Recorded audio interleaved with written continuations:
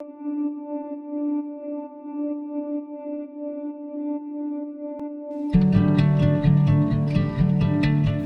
wish I could remember that first day, first hour, first moment of your meeting me. If bright or dim the season, it might be summer or winter for aught I can say. So unrecorded did it slip away, so blind was I to see and to foresee, so dull to mark the budding of my tree, that would not blossom yet for many a May. If I could only recollect it, such a day of days, I let it come and go, as traceless as thaw of bygone snow. It seemed to mean so little, meant so much. If only now I could recall that touch, first touch of hand in hand, did one but know. I carry your heart with me, I carry it in my heart. I am never without it, anywhere I go, you go, my dear. And whatever is done by only me is your doing, my darling. I fear no fate, for you are my fate, my sweet. I want no world, for you, beautiful, you are my world, my true. And it's you are whatever a moon has always meant, and whatever a sun will always sing is you.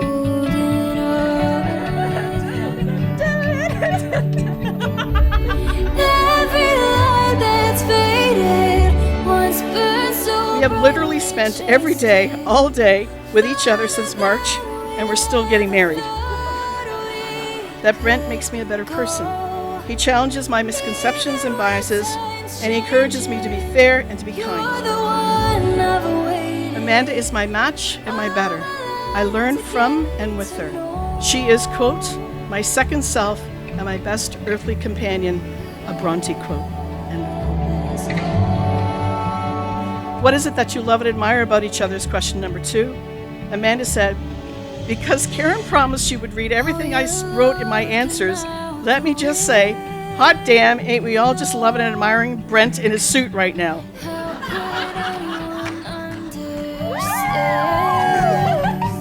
The one word I would use is home. Those little moments of love. A hug after a long day, reading the newspaper with a coffee on the porch, snuggling on the couch with Reggie, walking Marshall to the park.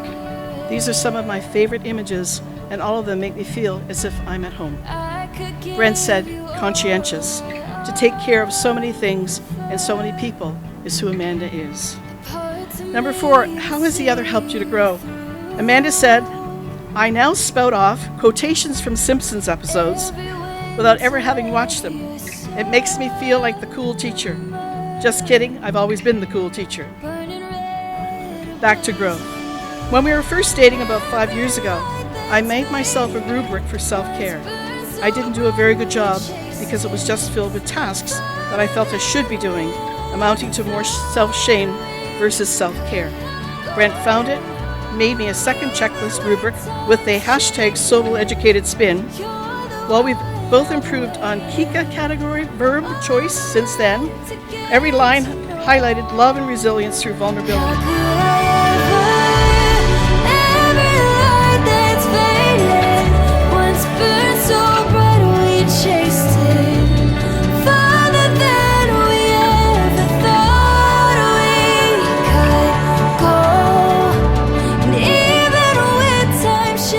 Amanda, I love you. You are my best friend. Today, I give myself to you in marriage.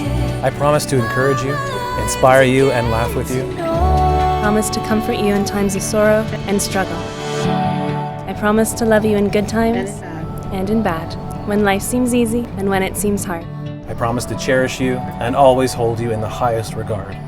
These things I give to you today and all the days of our life. For your family and friends, I now pronounce you husband and wife. Amanda and Brent, we invite you now to seal your union with a kiss.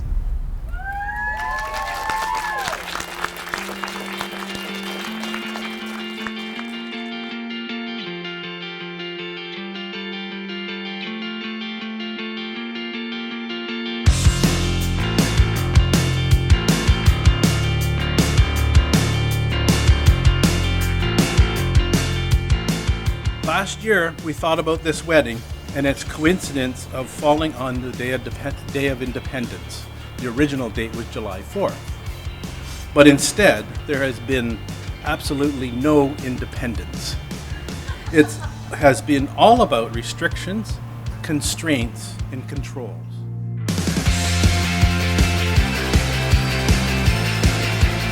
Amanda is the type of person to go out of her way to support others, and I know from that day I've always appreciated that from you.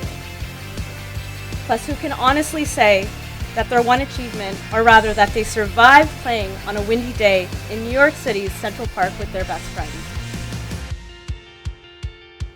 It seems that it was not so long ago that Brent, your dad, was holding you in his arms, less than an hour old, parading you around the hospital floor, beaming from ear to ear, thrilled to be showing off his gorgeous baby boy, until a nurse came up to him, scolding him for taking the newborn out of the nursery.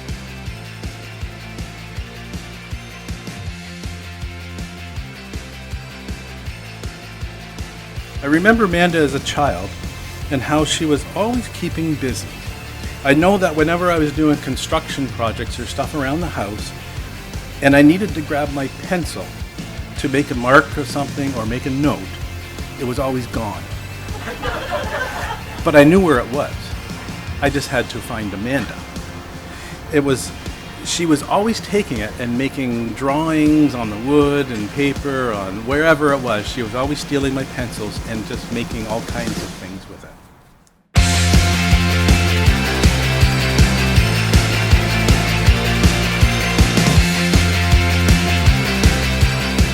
So Nini and I got to meet Brent at a party that Amanda and Brent were hosting at his parents' house in Livoron. And here was this tall, happy, bearded man. He was just as excited to meet us as we were him. And by the end of the party, I thought this was the man she was going to marry.